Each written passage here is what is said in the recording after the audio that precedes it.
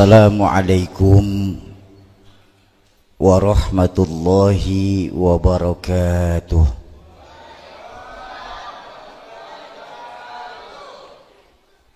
Alhamdulillahilladzi wa kafa. Wassalatu wassalamu ala sayyidina Muhammadinil Mustafa wa ala alihi wa ashabihi ahli sidqi wal wafa, amma ba'du. Bapak-bapak serta adik-adikku sekalian, para calon penghuni surganya Allah yang dicintai Allah Subhanahu wa ta'ala. Walaupun cuma sebentar, tadi sudah banyak ilmu yang disampaikan oleh guru saya Mukarram Ustadz Nasrullah, yang saya yakin dan percaya apabila kita laksanakan dapat bermanfaat dalam kita mengarungi kehidupan ini. Benar kata beliau berkata, maulid mah kagak kecil kagak gede, nilainya sama.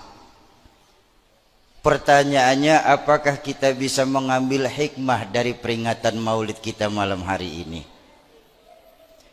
Bukankah sekarang ini banyak orang bisa memberi contoh, tapi sedikit orang yang mampu menjadi contoh. Memberi contoh mudah, tapi menjadi contoh jauh lebih susah. Itulah sebabnya kenapa Allah menyuruh kita bang di Kemang ini untuk nyontoh Rasulullah. Ayo coba kita tengok Rasulullah. 13 tahun beliau berdakwah, awal-awal perjuangan di kota Mekah hanya untuk menanamkan nilai-nilai keimanan, meninggikan kalimat tauhid la ilaha illallah Muhammadur. 13 tahun bang beliau berdakwah, dicaci maki, dilempari kotoran onta, sahabat-sahabat pada dibantai. 13 tahun beliau berdakwah hanya untuk menanamkan pondasi. Ini loh bahasanya, dengan harapan kalau pondasi kuat, kapan insya Allah mau bangunan aman. Betul. Kalau pondasi rapuh, bangunan kapan bakal rubuh. Pondasi mencong, iya bangunan ikut bengkok. Bangunan bagaimana pondasi? Nah, kita hidup bagaimana imannya. Imannya nggak kelihatan, pasti layaknya sebuah pondasi. Ayo dah, ada nggak di sini yang bisa lihat pondasi? Ada nggak? Pondasi nggak kelihatan, tapi refleksi dari gerakan keimanan itu yang harusnya terlihat. Contoh. Ini mic ada strumnya nih. Ada nggak strumnya? Kelihatan? Aku bisa tahu. Nah, bunyi. Strum nggak kelihatan, gejala dari strum yang terlihat. Nih kipas di atas ada strumnya nih, muter. Nih lampu ada strumnya nih, nyala. Ya kalau begitu adik-adik saya paham bang, di mana-mana kalau yang namanya ada strum, mic pan pasti bunyi. Betul. Kalau ada strum, kipas angin muter. Kalau ada strum, lampu nyala. Kalau begitu ceritanya bang, kalau memang punya iman, sujud yang benar, jangan nunggu akhir waktu. Kalau punya iman, sedekah yang berani, jangan tibang 2.000 taruh di masjid saban Jumat lagi. Kalau punya iman, ayo kita hidupkan sholat berjamaah di musola kita. Itu kalau jalurnya benar tapinya. Sekarang berbanding terbalik, strum ada tapi mic kagak mau nyala. Kata teknisi di samping, oh Syauki, yang itu micnya koslet namanya. Bener gak? Apa namanya? Ya Allah Kiai, di sini emang maulid pada lemes begini ya? Kagak kaci amat orang Betawi maulid lemes banget. Bang, maaf nih bang ya, maaf banget, maaf. Nih kita lagi peringatin maulidnya manusia agung bang, yang beliau itu diagungkan oleh zat yang maha agung, yang dalam hadis qudsi, yang lantaran beliau kita ada nih bang di Kemang ini bang. Pan hadis qudsi Allah berfirman, laulaka ya Muhammad ma khalaqta aflak ma qad aflak. Kalau saja bukan karena engkau hai Muhammad, sungguh tidak akan aku ciptakan dunia beserta isinya. Ilokan. Nah, ilokan ngerti? Masa iya? Nah, kita lagi peringatin mau melahirnya manusia yang lantaran beliau ada, kita ada. Kok orang Betawi pada lemes begini sih lagi maulid di Kemang? Dingin. Iya Bu ya. Ayo kita semangat. Mau kita semangat? Mau semangat? Saya minta ulang. Strum ada bang, tapi mic kagak mau nyala. Itu namanya Alhamdulillah Kiai, bukan saya doang yang teriak. Strum ada, kipas angin kagak mau muter, kipasnya Strum ada, lampu nggak nyala, lampunya Ngaku beriman tapi kagak mau sujud sama Allah, itu namanya Ngaku beriman, rumah dekat musola bagus, nggak mau menghidupkan sholat berjamaah di musola, itu namanya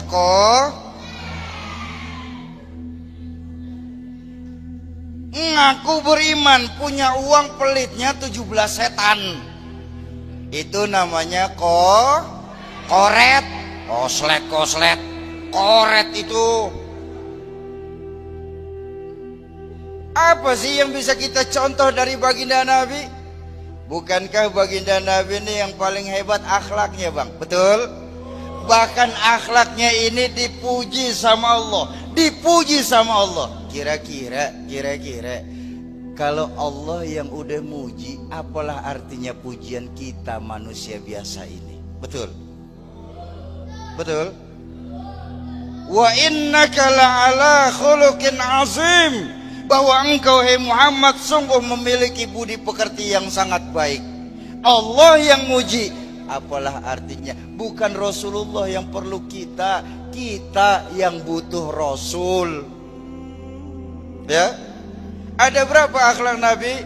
Para ulama-ulama mendefinisikan yang paling hebat bang akhlak Nabi itu ada 3. Akhlak Nabi yang paling hebat 3 apa? Silman qata'at, wa'atiman haramak, wa'fu amman zolamak. Nih akhlak Nabi nih. Nih sekarang kita ngomong 3 aja deh ya, gak banyak-banyak, 3. Mudah-mudahan 15 menit gak selesai. Coba lihat, pertama akhlak Nabi silman qata'at, jalin silaturahmi kepada orang yang memutuskan silaturahmi kepadamu. Bayangkan, orang mutusin silaturahmi kita suruh samperin. Ini bukan perkara gampang bang. Lo kadang-kadang kita nggak marah aja untuk silaturahmi juga males. Ini mah bukan di Kemang Baji, bukan di Kemang. Orang Kemang nggak ada yang kayak begitu. Orang Gandaria banyak. Orang kampung saya bang, di sini mah nggak ada silaturahminya, pada rajin di sini. Di kampung saya banyak yang kayak begitu. Di kampung saya.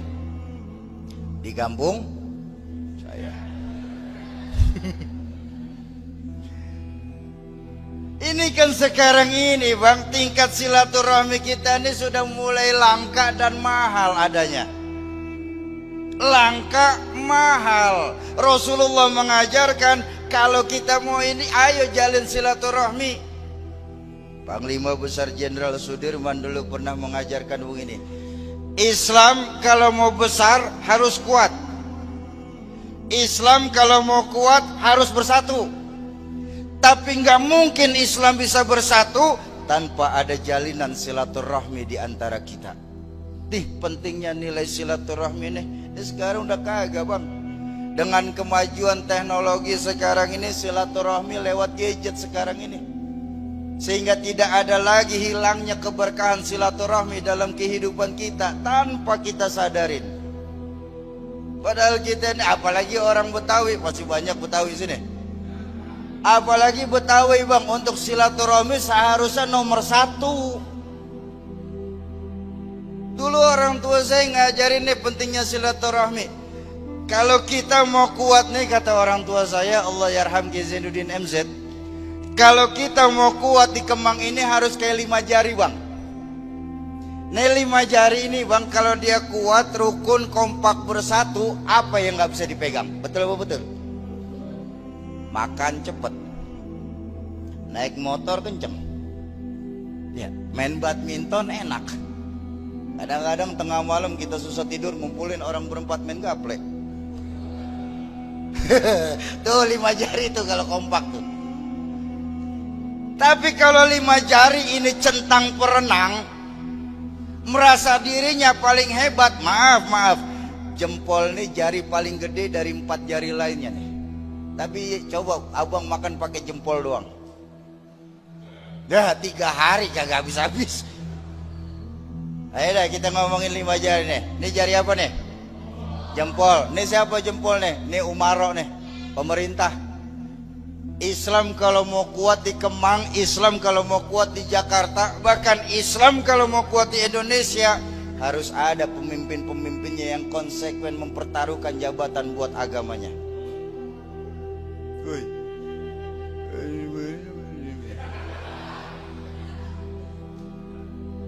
Ya, harus ada tuh bang, yang berani. Pemimpin kita lahir dari kampung kita, yang berani ngorbanin, mau pakai wewenang, mempertaruhkan dan memperjuangkan Islam pakai wewenangnya. Ini kagak pejabat-pejabat kita baru ingat kita dia wakil rakyat kalau mau pemilu doang. Ya, saya dari rakyat untuk rakyat, ujung-ujungnya uang rakyat pada dimakanin. Oh, omnibus law. Wih, garong berseragam. Ya, harus ada bang pemimpin-pemimpin kita yang berani menggunakan wewenang untuk kemajuan agama. Pemimpin-pemimpin kita yang mereka berani, saya presiden tapi saya Islam, saya gubernur tapi saya Islam, saya lurah tapi saya Islam, saya RW tapi saya Islam. Jadi kan enggak sekarang. Apa kata Islam sih Islam, tapi pan gua mau presiden. Islam sih Islam, lah gua kan RW. Islamnya yang dikecilkan, jabatannya yang diperbesar ini sekarang.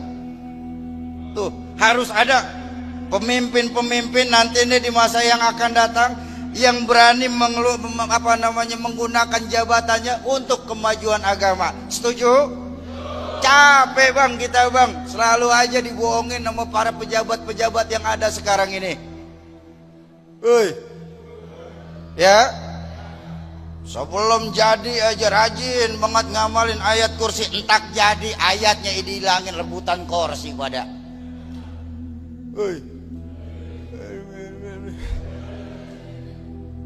Tuh harus ada pemimpin-pemimpin nih. Kalau Islam mau kuat harus ada pemimpin-pemimpinnya yang berani menggunakan jabatan untuk kemajuan agama. Selesai? Belum. Kita juga punya apa ini? Telunjuk. Ini siapa telunjuk? Agnia, orang kaya.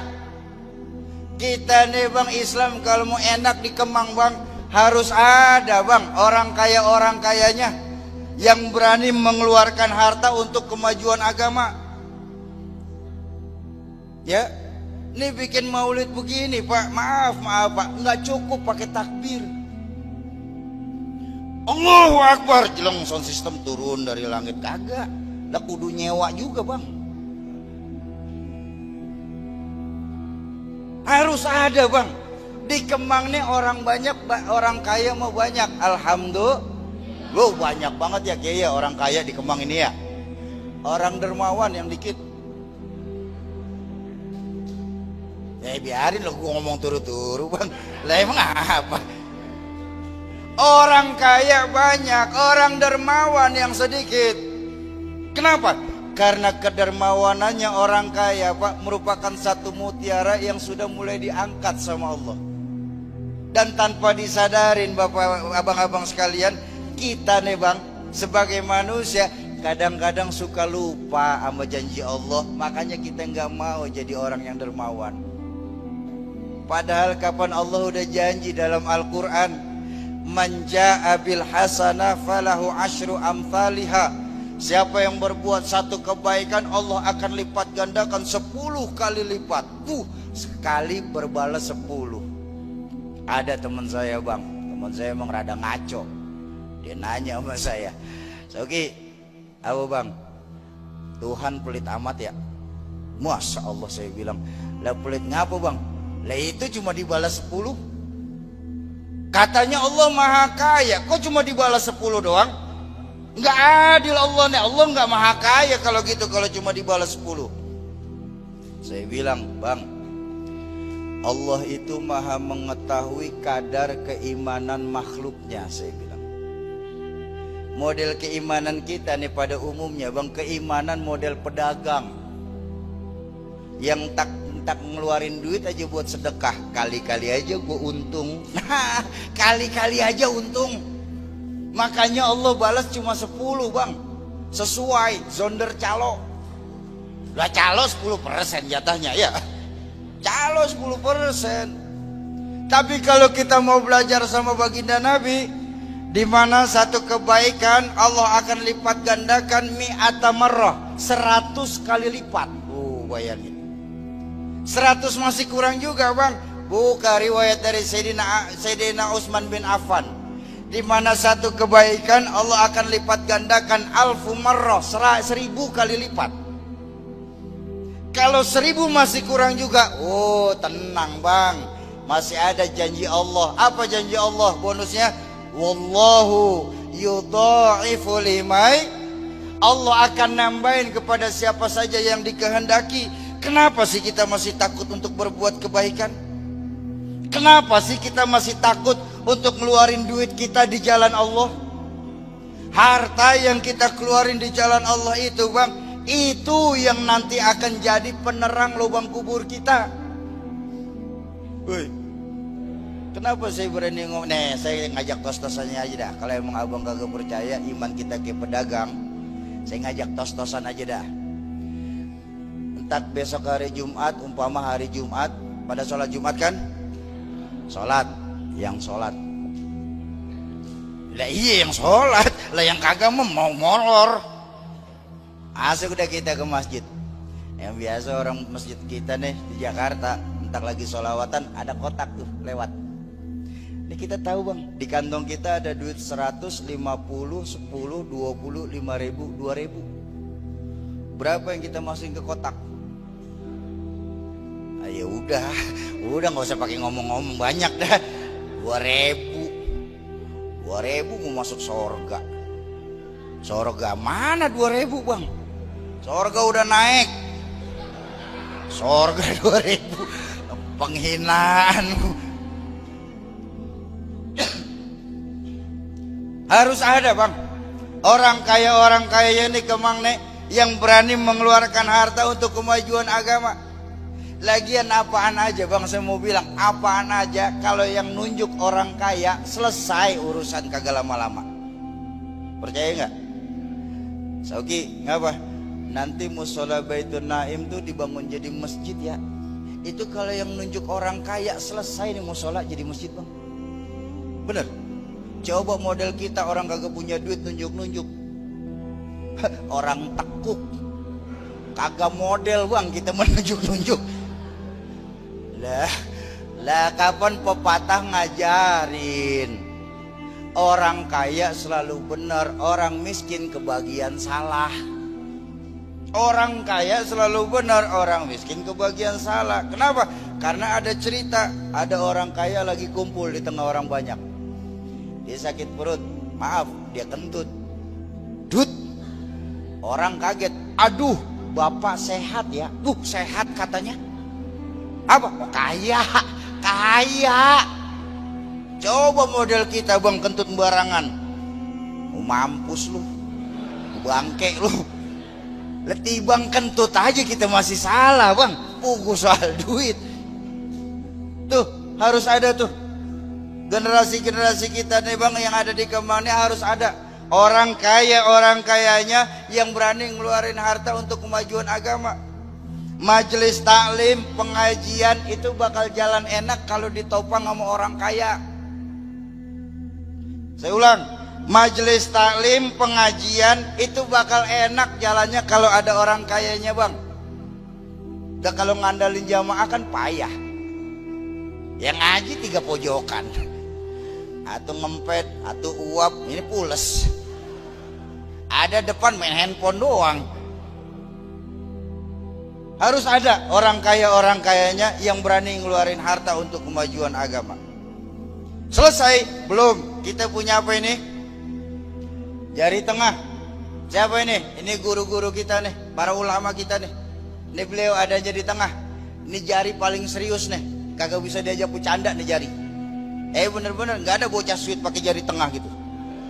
Ini nggak kena diajak main dia mah, serius. Apa artinya bang? Nah saya mau bilang terutama buat adik-adik saya nih, mumpung di Kemang nih masih banyak guru-guru kita nih, guru-guru kita nih. Ayo kita ambil ilmu beliau. Ingat loh bang, Allah mengangkat satu ilmu bukan langsung diangkat, tapi dimatikannya para ulama.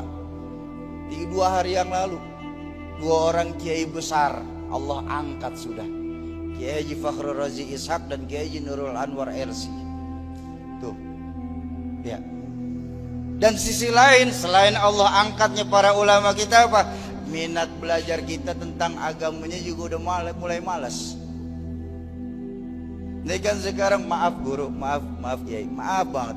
Ini sekarang zaman terbalik bang. Apa terbaliknya? Anak-anak muda pada rajin ngikutin majelis zikir. Yang orang tua baru duduk di majelis taklim. Ya kan? Sekarang kan majelis taklim kita nggak ubahnya layaknya sebuah museum bang. Tahu museum? Tempat penyimpanan barang-barang antik.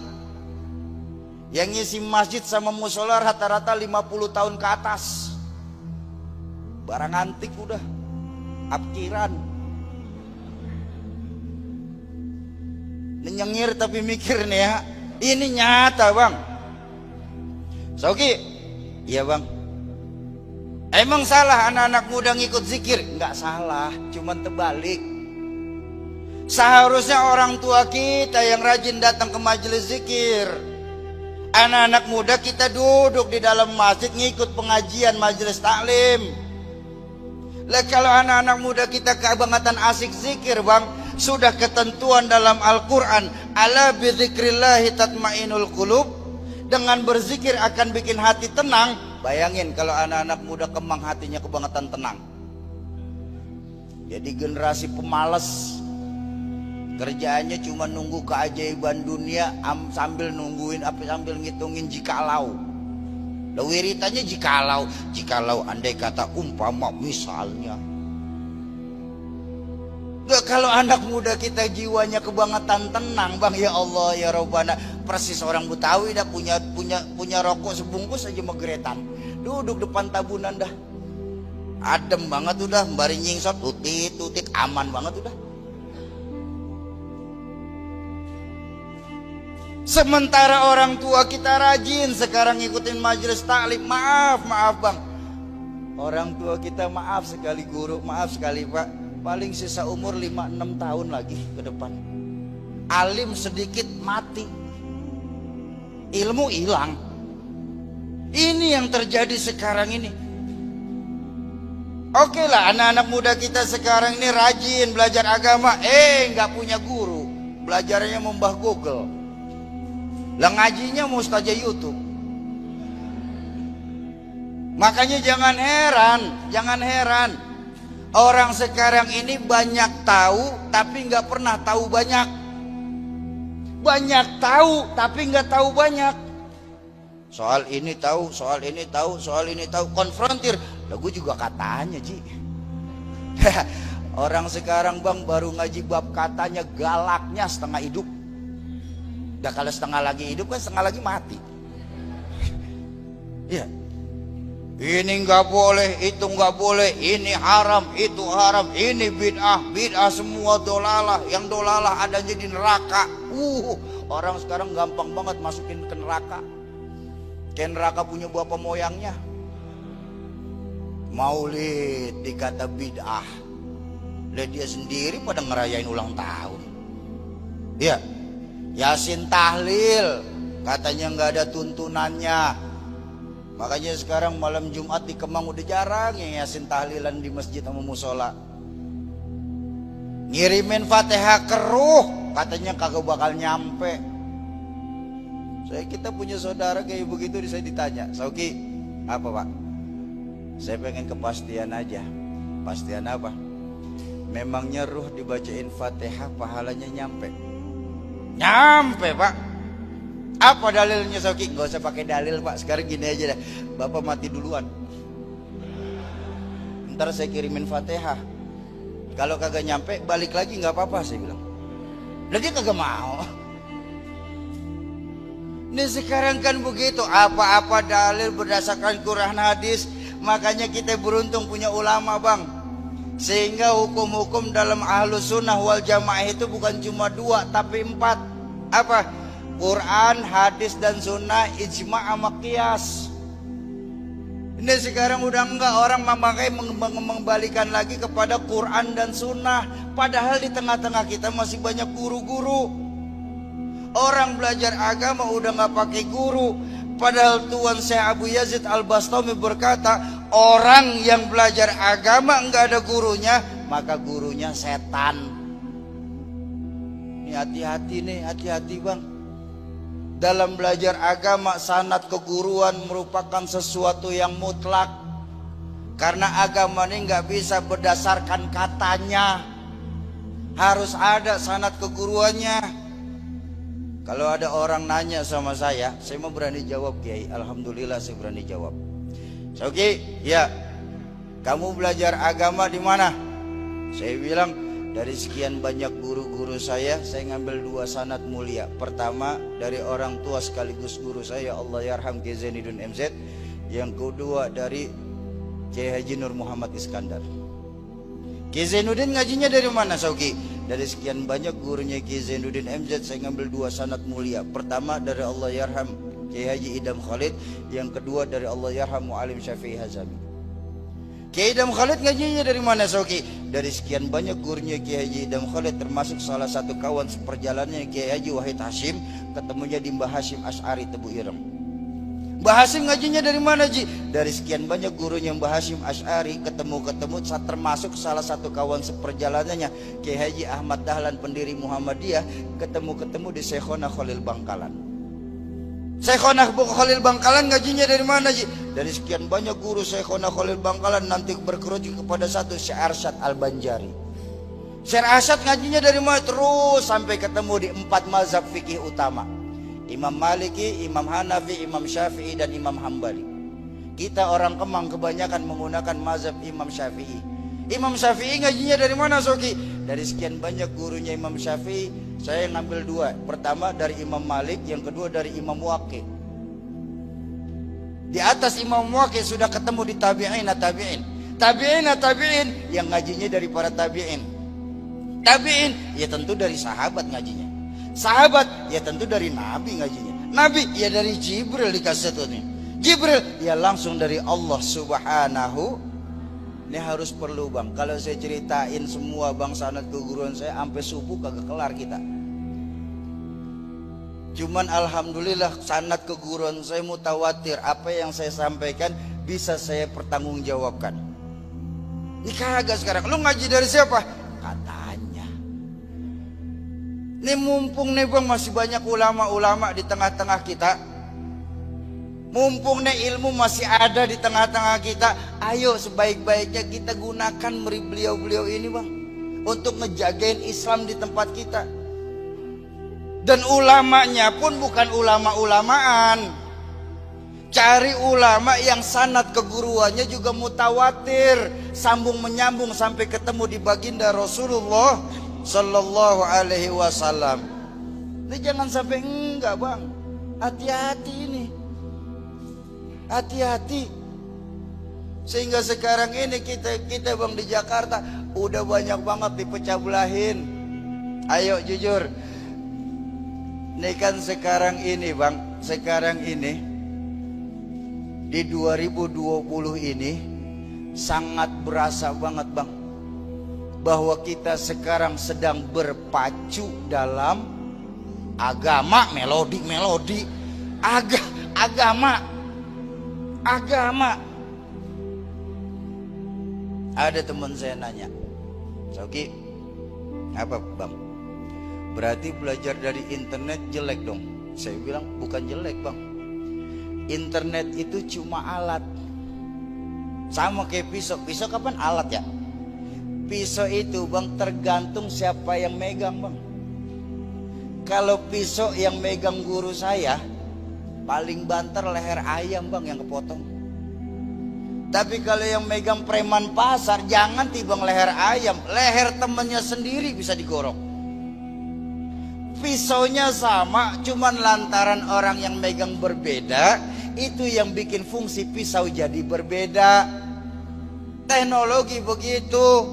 Kalau kita mempunyai sanad keguruan yang jelas, ketika kita bertemu dengan materi yang kita tidak pahamin, kita bisa tanya kepada guru-guru kita.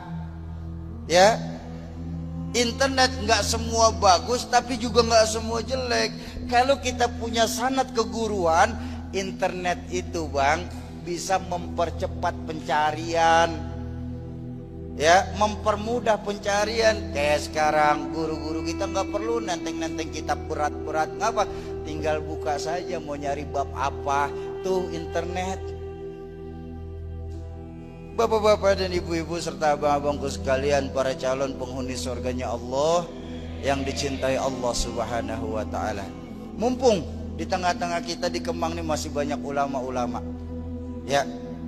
Ingat, ulama dengan umat itu kayak hutan sama macan. Kayak hutan sama macan. Kagak boleh misah, bang. Kalau di hutan masih ada macannya, orang kagak berani sembarangan nebang. Benar nggak? Ngapa? Takut gua dimakan macan tuh. Nah, kalau masyarakat di tengah-tengah masih ada ulama, orang-orang dari aliran-aliran lain nggak bakal berani masuk ke tempat kita. Ya, hutan sama macan bang, semuanya nih kita makhluk nih cuma makhluk zon politikan, saling membutuhkan. Ini sekali lagi maaf saya bilang, guru nggak minta dihargain, guru nggak minta dihormatin. Tapi tugas kita lah sebagai santri yang menghormati dan menghargai guru. Ini kan jujur kita di Kemang bang baru ingat sama guru saat kita lagi susah. Ya, kalau kita susah aja baru udah ingat sama guru. Pernah nggak kita berpikir guru kita juga saat susah kita ada di samping guru kita? Kita perlu beliau di saat beliau sehat, sakitnya kita nggak pernah mau tahu. Ya, jangan tibang macan doang disuruh jagain hutan bang. Hutannya juga kudu tahu diri. Ini enggak kita kebanyakan sekarang di Jakarta, macan aja disuruh jagain hutan, hutannya pelit, lemes macannya.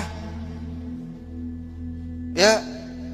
Sauki, kamu ngomong kayak begitu, kan tugasnya guru itu kan yang paling penting keikhlasannya Sauki. Nih, saya ngomong nih, kayak ngomong, maaf bang, soal ikhlas atau tidak ikhlas itu urusan guru sama Allah. Urusan kita sama guru jasa bang. Jadi jangan sampai salah kaprah nih. Ngapa? Guru punya keluarga yang harus beliau nafkahin. Ini kadang-kadang kita nggak peduli sama keluarga guru, kita pedulinya sama guru, tapi nggak pernah peduli sama keluarga guru. Kalau guru bayar cicilan leasing tuh bisa pakai ikhlas, saya yakin guru kita ngajarnya ikhlas. Bener-bener ini mau datang ke Kemang isi bensin, mbak isi bensin full, ya selesai full 4 liter, ikhlas ya. Oh ikhlas guru ngajar, ikhlas.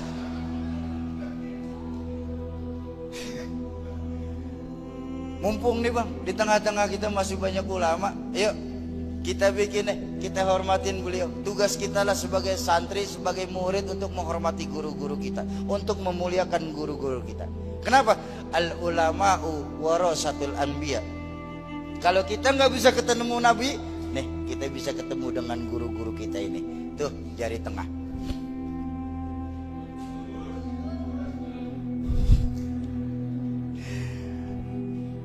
Bapak-bapak dan ibu-ibu serta bapak bungkus sekalian, Ah? Iya, libur. Saya mau cerita nih bang, maaf ya, maaf. Saya mau cerita nih sebenarnya. Ceramah itu kerja berat bang. Bener-bener kagak percaya, coba abang lihat ah. Kaki diri nahan bobot badan nih ya. Abang mah duduk enak-enakan. Tangan nunjuk terus kagak ngaso-ngaso. Ini otak mikir ngomong apa lagi gua. Mulut teriak, urat leher kenceng. Tenggorokan kering, perut keroncongan. Lah udah 40 menit terus. Nih jamaah Kemang yang bikin Ustadz cepat mati nih. Bercanda. Enggak ada air lagi, mana habis hujan.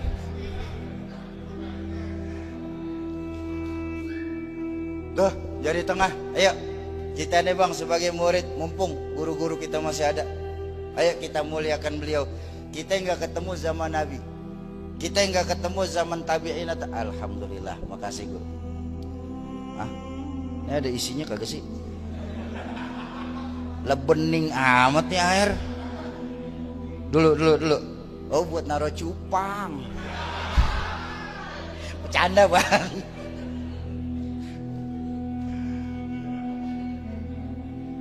Susu kagak ada. Tuh, jari tengah. Ini apa? Jari manis. Ini jari manis, jari yang rada ajaib bang. Ini jari ajaib nih. Biar kata sumpung mah dia tetap manis dia nih.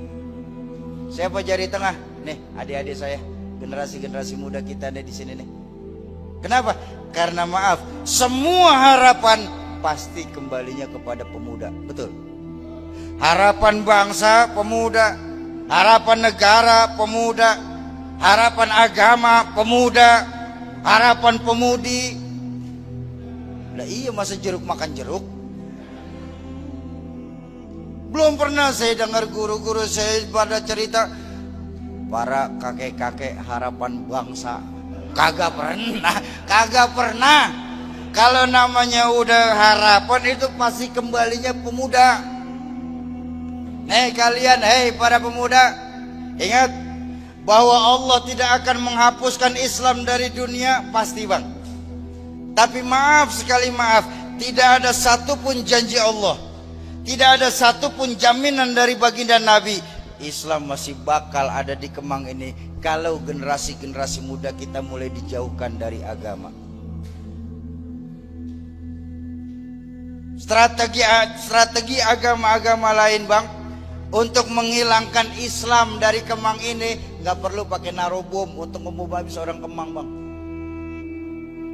Nggak perlu nurunin tentara Israel untuk nembak mati orang Islam di Kemang ini. Mereka juga nggak mungkin nyerang Islam secara terang-terangan di Kemang ini. Ngapa? Kita masih banyak di Kemang orang Islam. Betul apa betul? Lah orang Betawi bang, biar dia kagak sholat, tapi kalau agama dihina, nyawa gue tatakin. Memang ambek doang yang gede. Ya, biarin saya ngomong turu-turu, ngapain lagi? Betawi kalau udah ngambek mah parah aja. Ambek digedein, tai gedein, biar orang takut nginjek. Lah tibang ambek siapa yang takut? Betawi kalau udah ngambek, gue pokoknya kalau kagak dijadiin imam, gue berhenti ke musola gue mah. Loh Betawi tuh, la ilaha illallah Betawi tuh. Nih mumpung nih bang, yuk, nggak perlu tuh pakai naruh bom, nggak perlu nurunin tentara. Mereka juga nggak mungkin secara terang-terangan untuk nyerang Islam tempat kita. Ngapa? Kita mayoritas bang. Tapi ingat, abang-abang saya nih, buat adik-adik saya, mereka itu curang. Mereka gunakan taktik dan strategi habis-habisan untuk menghilangkan Islam dari Kemang tercinta kita ini bang. Apa strategi yang mereka terapkan? 3. Food, fans, fashion.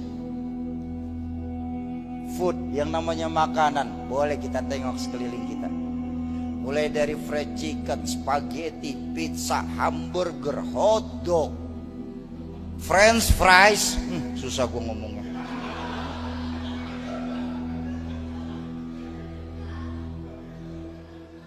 Steak, Dulu saya tahu steak peranti main golep. Lah sekarang kemakan steak. Lah yang namanya fried chicken, Pak, maaf nih jujur nih ya, yang namanya fried chicken mau buatan orang Kemang kayak mau buatan Amerika, tapi yang namanya fried chicken merupakan menu ganti wajib adik-adik saya itu kalau pas bini kita lagi kagak masak. Tuh, udah kalah tuh kita tuh.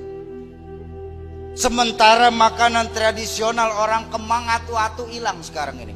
Ongol-ongol, dodol, geplak, wajik, kue talam, kue pepek, biji tapang, lebaran doang keluarnya tuh.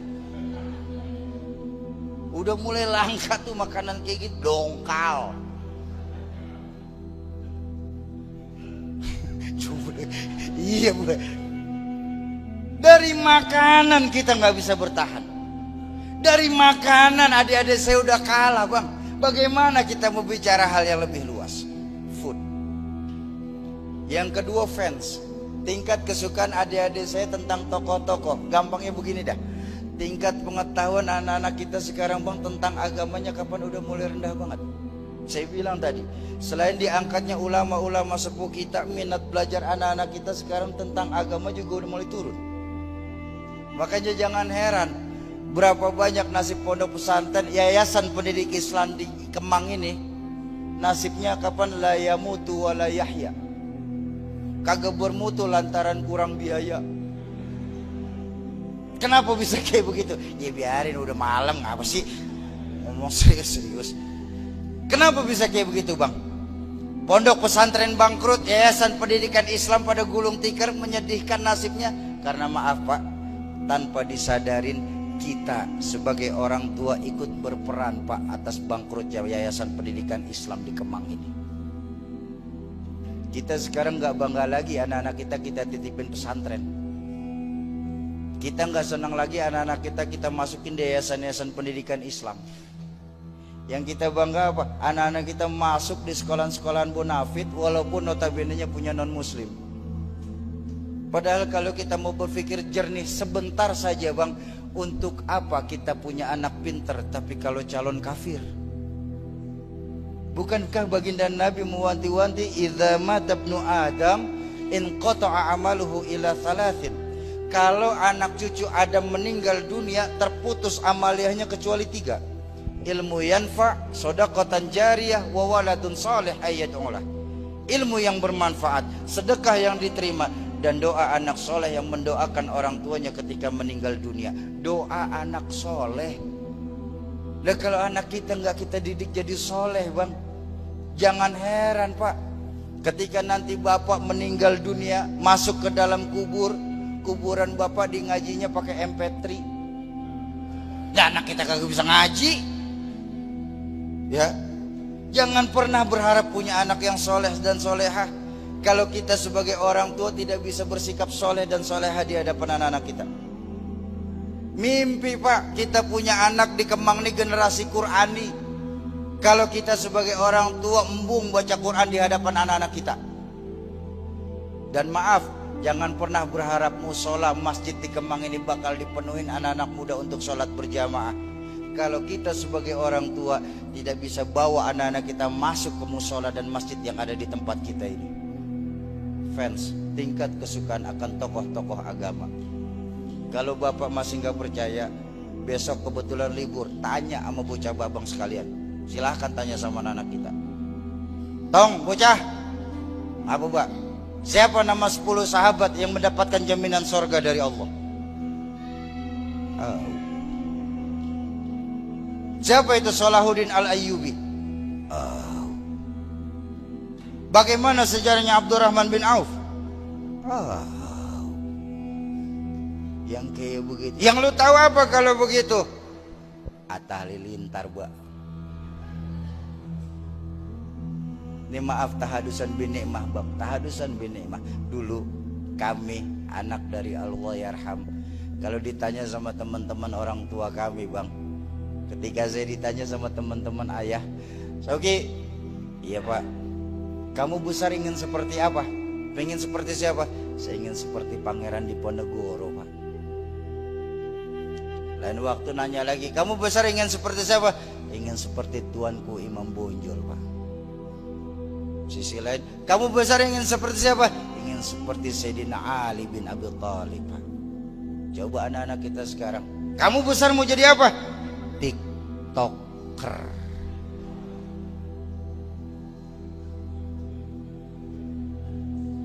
Maaf bang, maaf sekali maaf. Sadar atau tidak sadar, di aplikasi tersebut bang, satu sifat dasar seorang muslim itu hilang bang. Apa? Diangkatnya rasa malu dalam generasi muda-mudi Islam. Bagaimana adik-adik kita muslimah-muslimah berjoget di hadapan di media sosial itu, ditonton jutaan mata. Hilangnya rasa malu dalam aplikasi tersebut. Sadar atau tidak sadar, kita sebagai orang tua ikut berperan atas kayak begitunya bang. Mundurnya generasi dan akhlak moral anak-anak kita. Tuh, yang kedua, fans.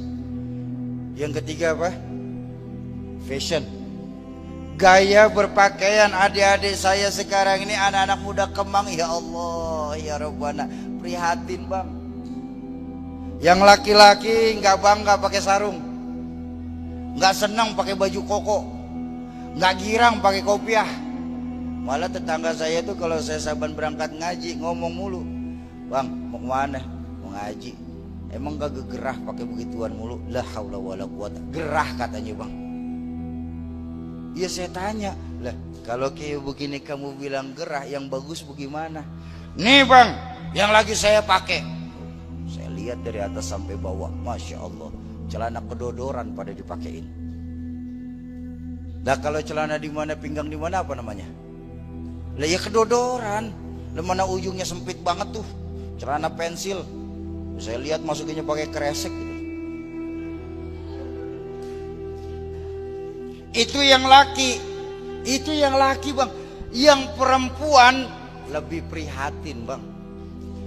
Baju adenya udah jelas-jelas kekecilan masih dipakein. Iya kan? Depan ditutup, belakang ngablag. Belakang ditutup, bodong ya kemana-mana. Masya Allah. Kalau orang luar negeri mah mungkin pantas. Ngapa? Putih, bersih, orang luar.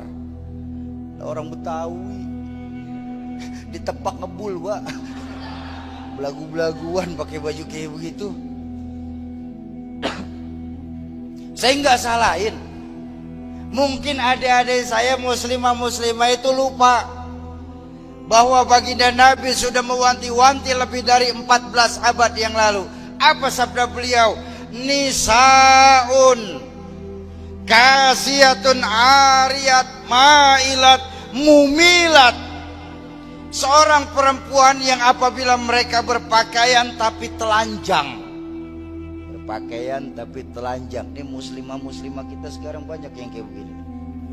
Kalau abang gak percaya nih, apalagi kalau malam minggu jalan dah ke Kemang Raya. Ya, banyak tuh cabai-cabian. Ngamprak tuh di situ tuh, ada yang 300, 400, paling mahal 7,5 tuh di situ tuh. Star Deli. Langganan barangan aja. Bukan langganan, karena pernah kejadian bang. Pernah kejadian, entah saya habis ceramah itu dari Jeruk Purut, iseng jalan lewat situ pulang. Lagi anak-anak jalan tuh malam minggu, disetopin sama perempuan muda. Stop. Ya namanya disetopin. Disetopin saya guru. Ini mah disetopin saya. Ya namanya disetopin, saya minggir. Saya buka jendela. Saya bilang, apa neng? Bang, ya open BO nggak bang?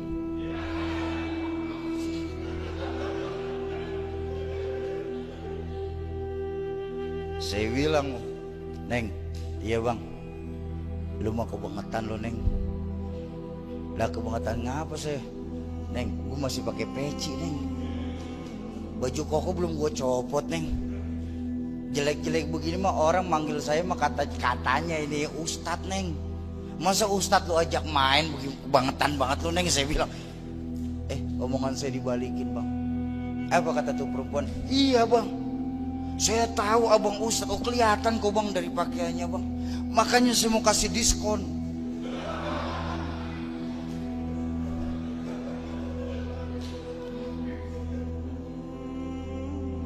Apa maksudnya? Ini kan banyak bang adik-adik kita bang. Udah jelas-jelas mereka melakukan perbuatan salah. Kalau dibilangin kapan demen banget balikin omongan orang tua. Urusan apa mau bapak? Yang mabuk saya pak. Saya beli minuman pakai uang saya pak. Saya minum di kamar saya pak. Lah mau muntah uger perkara saya. Ngapain pakai bapak ikut campur? Udah masing-masing aja pak. Ada tuh adik-adik saya, saudara-saudara kita kalau dibilangin nyautnya begitu tuh. Ada nggak di sini? Di sini nggak ada, nggak ada di sini. Di sini nggak ada. Di sini mana kagak ada yang mabuk di sini. Di sini. Urusan apa bang? Yang main judi saya main pakai uang saya main di rumah saya. Perkara kalah menang kan perkara saya, kayak kagak pakai ngutang sama abang. Biarin aja, ngapa sih? Yang main cabai-cabean saya bayar cabai pakai uang saya ulek cabai di kamar saya. Pan mau kepedasan mau kagak perkara saya, ngapain sih pakai ikut campur? Udah masing-masing aja. Tuh ada tuh saudara-saudara kita kalau dibilangin nyautnya begitu tuh. Ada nggak? Nih di peringatan Maulid malam hari ini bang, kalau besok-besok masih ada saudara-saudara kita, adik-adik kita, anak-anak kita dibilangin baik-baik nyautnya begitu, balikin. Gimana balik? Nggak usah pakai marah, jangan, senyumin aja. Iya bang, iya neng, iya tong. Yang mabuk emang elu, yang judi juga elu tong, yang main cabai-cabean mah pasti elu emang. Tapi inget tong, mabuk, judi, zina itu maksiat tong. Lah kalau Kemang semakin banyak maksiatnya, terus Allah murka, turun gempa di Kemang tong. Yang mampus bukan congoran lu doang monyong, rata. Kenapa saya berani bilang rata? Wattaqu fitnatan la tusibanna alladzina zalamu minkum khassah. Takutlah kita bang, yang ketika Allah turunkan bencana bukan cuma nimpa yang jahat-jahat. Nih guru-guru saya, nih orang tua saya bakal kena imbasnya bang. Kalau orang makan nangka kepeperan getah itu resiko namanya. Saya nggak marah. Lah kalau kagak makan nangka kebagian getah dangkalan. Betul? Ini sekarang kayak begitu bang. Iya kita ngaji dengan guru-guru kita, oke lah. Bahwa musibah memang ada 3 jenis ya. Ada musibah sebagai ujian, ada musibah sebagai teguran, ada musibah sebagai hukuman. Tapi jangan lupa bang, ketika Allah yang kasih bencana, Allah yang turunkan bencana musibah, bukan lagi sebatas ujian, teguran atau hukuman. Apa namanya? Borongan. Emang enak diborongin. Nih contoh hukuman borongan begini bang. Tengah hari penter makan jambu air enak gak? Ih panas. Tengah hari panas makan jambu air enak apa enggak? Berasa greges tenggorokannya. Dulu di Kemang mah banyak pohon jambu air. Naik dah dulu nih kita naik pohon jambu. Baru sampai tengah pohon kaki kita digigit semut. Semut api. Kita tengok, banyak juga nih semut. Kita turun ke bawah, balik ke rumah. Apain? Ambil koran. Koran kita gubet-gubet, kita bakar pakai korek. Kita balik lagi ke pohonan. Sepohonan yang namanya semut kita bakar. Betul? Betul nggak? Yang gigit atu. Yang gigit atu. Itu semut-semut lain kalau kedengeran pada protes bang saat itu bang. Yang gigit lu teman gua nggak ikut-ikut. Cuman kita nggak mau tahu asal semut saya bakar. Tuh kalau Allah kasih bencana begitu bang. Berapa banyak ulama-ulama kita hilang tertelan tsunami di Aceh. Masih ingat itu? Masya Allah. Bayangkan ketika Allah utus makhluknya yang bernama tsunami itu bang. diciptakan oleh Allah itu gelombang tsunami itu lebih dari 30 meter. Naik ke darat nganterin perahu, pulang narikin mobil, Bang. Ya Allah, tuh tsunami luar biasa tuh. Perahu naik ke darat, mobil turun ke laut. Tuh tsunami tuh. Baru tsunami, belum Sunarto, udah syatan lagi. Ini corona nih Bang, ini corona borongan Bang. Ini corona nih borongan Bang, memang udah azab buat kita nih min akhir sa'ah. Ini sudah akhir zaman kita masuk nih. Makanya yang terbaik adalah ayo deketin guru-guru kita, didik anak-anak kita, tanamkan kembali nilai-nilai agama semenjak dini dalam rumah tangga kita.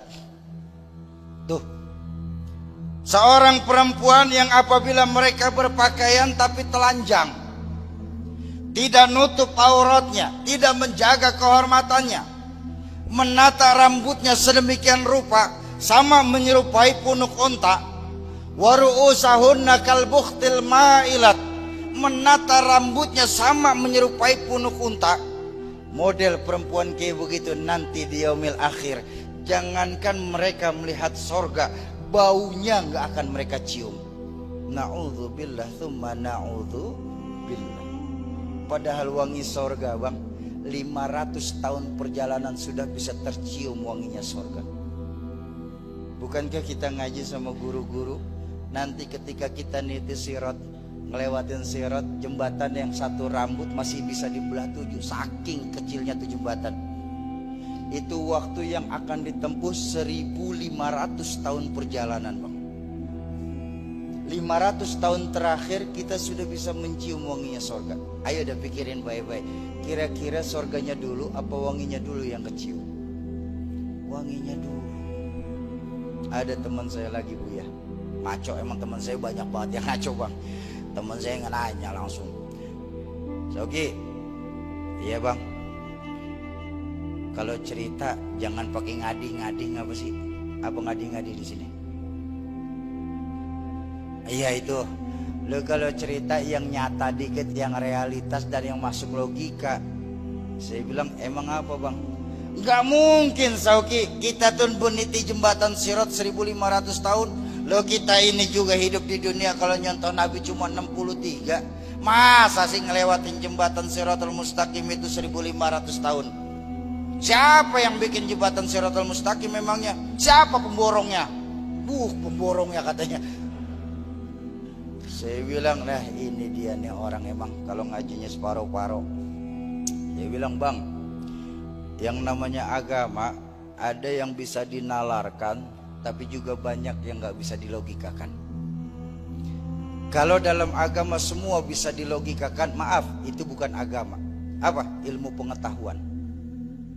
Pun kalau dalam agama semua gak bisa dijelaskan, itu juga bukan agama, tapi dongeng. Yang namanya agama ada hal-hal yang bisa dijelaskan, tapi juga banyak hal-hal yang tidak dapat dijelaskan. Ketika kita bertemu dalam agama, hal-hal yang tidak dapat dijelaskan bisa ditangkap dengan nilai-nilai keimanan, saya bilang. Contoh, bagaimana mungkin bisa otak sekecil punya kita Bang memahami peristiwa sebesar Isra dan Mi'raj? Ayo dah kita pikirin baik-baik. Lalu baginda Nabi melakukan perjalanan yang sedemikian jauh, menembus 3 buah alam. Alam nasut, alam malakut, alam lahut. Alam manusia, alam malaikat, dan alam ketuhanan. Menembus 3 buah alam cuma dalam sepertiga malam terakhir. Nggak mungkin, kata kita orang Kemang. Benar? Impossible menurut ilmuwan-ilmuwan barat. Tapi kita sering lupa, Mi'rajnya Rasulullah ini kehendak Allah, maunya Allah. Ketika sudah bertemu dengan maunya Allah, apa yang gak mungkin buat Allah? Betul apa betul? Idza arada syai'an ayyaqula lahu kun. Kalau hukum otak Pak, hukum terbentur cuman pada 2, sebab akibat. Itu hukum otak. Contoh hukum otak. Ini ada anak kecil nih di hadapan saya nih. Nih kalau ada anak kecil, otak saya berpikir, nih pas kalau ada anak kecil pasti ada ibu, pasti ada bapak. Benar kan? Ibu bapak namanya sebab, anak namanya akibat. Gara-gara kerjasama yang baik antara ibu sama bapak, keluar anak. Itu hukum otak. Tapi kalau hukum Allah kan gak mesti kayak begitu. Nabi Adam, bapak kagak, emak kagak, Allah mau jadi Nabi Adam. Bener? Nggak bisa bang. Bahkan dengan pengetahui ilmu teknologi yang paling mutakhir sekalipun, kok Nabi Adam bisa ada ya? Padahal Nabi Adam nggak punya emak, nggak punya bapak. Apa mungkin Nabi Adam keluar dari pohon? Bu, di sini otak mesti tahu diri. Itu bukan wilayah kamu. Tak.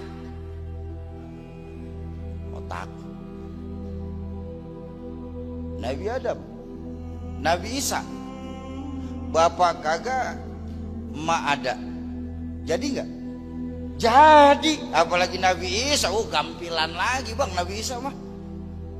Lah Nabi Adam yang kagak punya emak, kagak punya bapak, Allah mau jadi. Pugu Nabi Isa punya emak, punya separuh modal. Lah kan separuh modal itu emak ya. Iya. Nggak bisa diomongin dari kebiasaan orang Kemang. Kok Siti Maryam bisa hamil ya? Padahal Siti Maryam kapan kagak punya laki. Maaf bang, Siti Maryam seorang perempuan suci. Beliau hamil tanpa suami disebut mukjizat. Sayang banyak perempuan sekarang gak mau kalah sama Siti Maryam.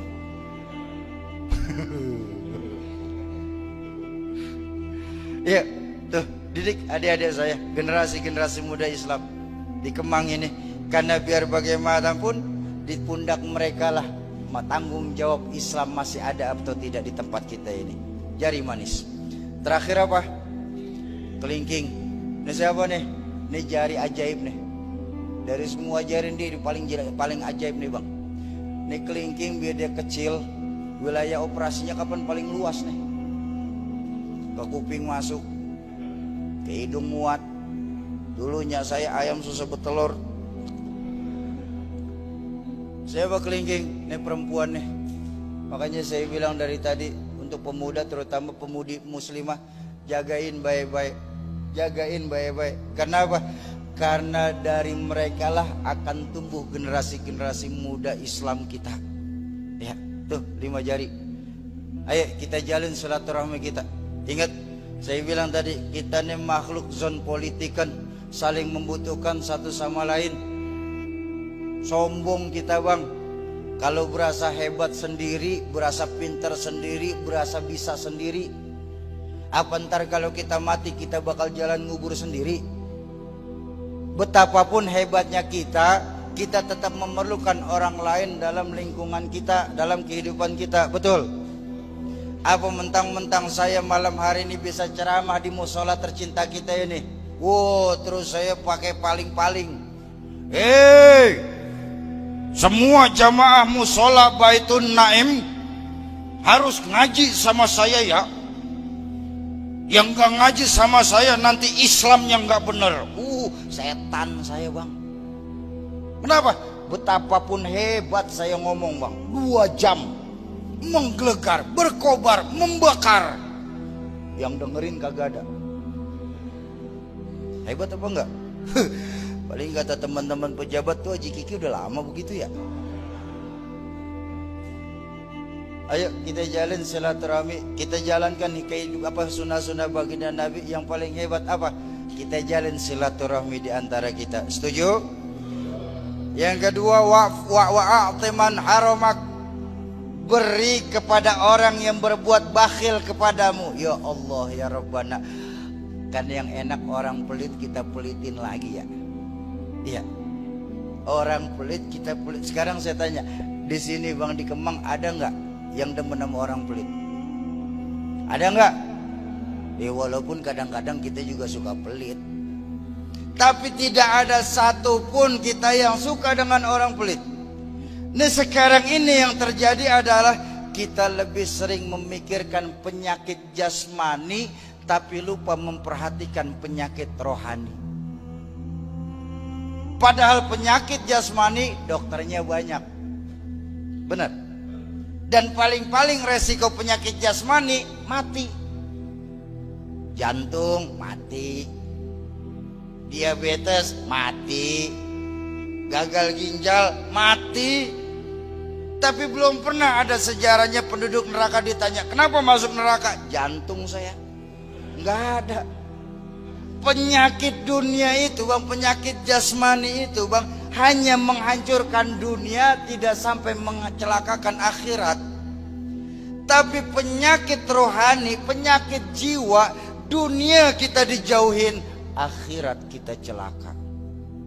Yuk, mumpung Allah titipkan harta sama kita, mumpung Allah titipkan benda sama kita, ayo kita banyak berbuat kebaikan. Tuh yang kedua akhlak Nabi. Wa'ati man haramak, berbuat baiklah, beri kepada orang yang bakhil kepadamu. Lalu yang ketiga terakhir akhlak Nabi yang hebat, wa'fu amman zalamak, maafkan kepada orang yang berbuat zalim kepadamu. Masya Allah, Masya Allah. Orang zalim dimaafin, persis kayak orang Kemang ini akhlaknya. Orang jahat dimaafin, persis orang Kemang ini.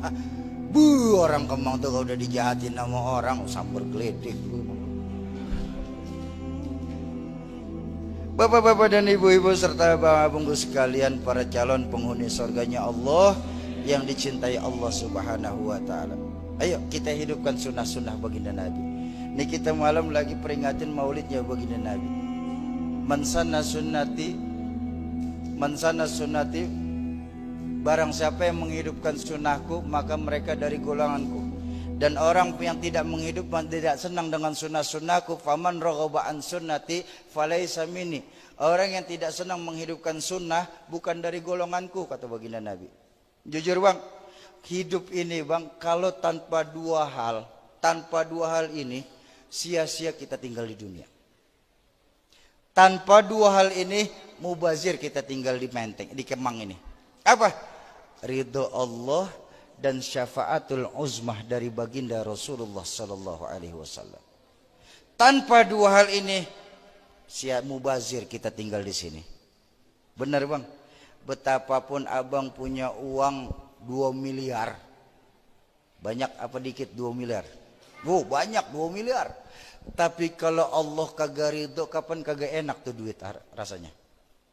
Laki bini bengklai, anak ayaban kemana-mana kagak jelas juntrungannya. Ngapa? Allah kagak ridho tuh 2 miliar.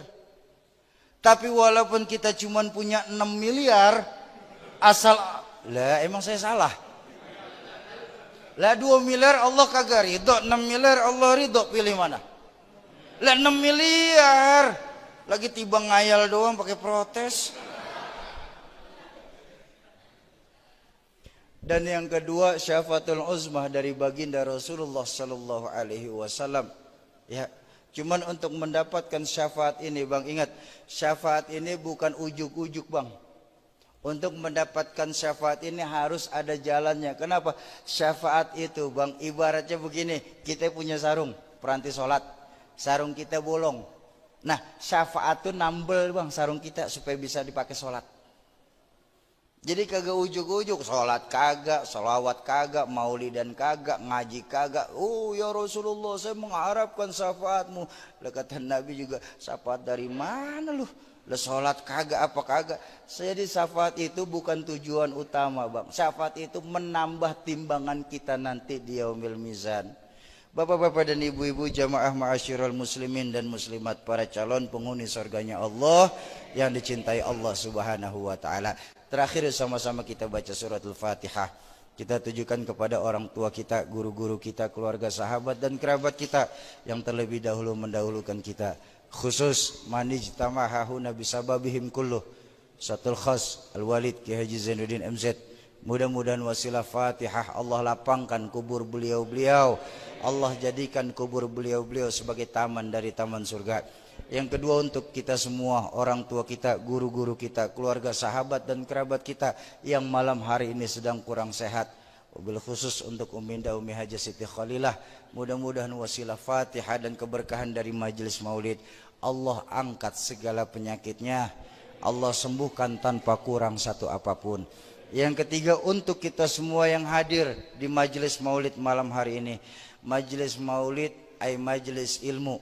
Majelis ilmu ay majelis yustajabu fihi doa. Majelis tempat diangkatnya doa. Mudah-mudahan wasilah Fatihah, keberkahan duduk bersama guru-guru kita, keberkahan dari majelis ilmu, serta keberkahan dari yang membawa berkah baginda Rasulullah sallallahu alaihi wasallam.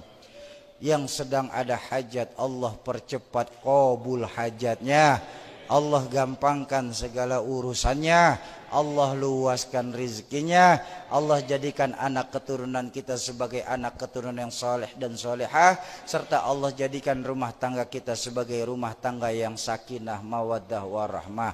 Ala hadhihi niyah wa ala likulli niyatin salihah wa ila hadratin Nabiul Mustafa. Al-Fatihah. A'udzu billahi minasyaitonir rajim. Bismillahirrahmanirrahim.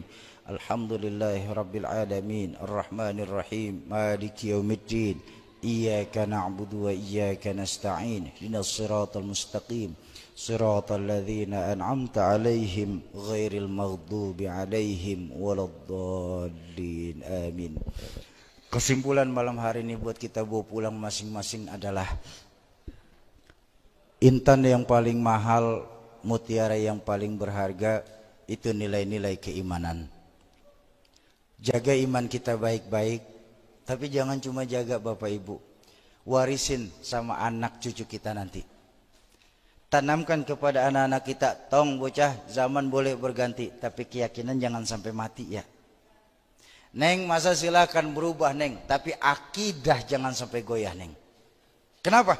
Untuk iman kita hidup. Dengan iman sekarang kita sedang berjuang, dan dalam iman nanti kita berharap kita bisa kembali ke hadirat Allah Subhanahu wa ta'ala. Kalau ada kalimat-kalimat saya yang salah, itu mutlak datangnya dari mulut saya yang bodoh ini. Sungguh saya yang berdiri depan Bapak Ibu tidaklah lebih alim daripada Bapak Abang yang duduk di hadapan saya. Mohon dibukakan pintu ridho dan maaf yang sebesar-besarnya. Akhirul kalam, usikum wa nafsi bitaqwallah. Assalamualaikum warahmatullahi wabarakatuh.